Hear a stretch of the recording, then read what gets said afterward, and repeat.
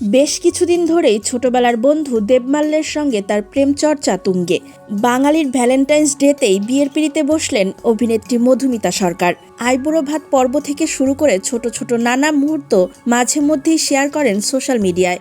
তাই অনুরাগীরাও মুখিয়ে ছিল মধুমিতাকে নববধূ সাজে এক ঝলক দেখার অপেক্ষায়।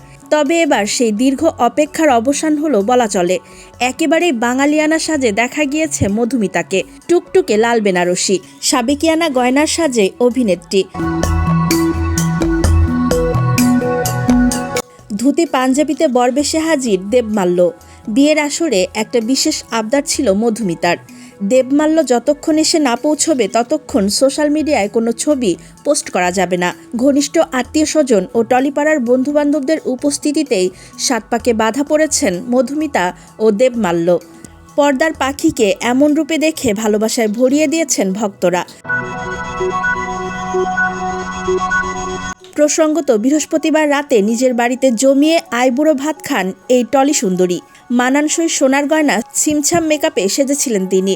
বড় সাইজের মাছের মুড়ো ধরে ক্যামেরায় পোজ দিয়েছিলেন তিনি। রকমারি বাঙালি পদ ছিল মেনুতে। ভাত, স্যালাড, 5 রকমের ভাজা, বেগুনি, ফিশ ফ্রাই, ডাল, রকমারি মাছের পদ আর শেষ পাতে পায়েস।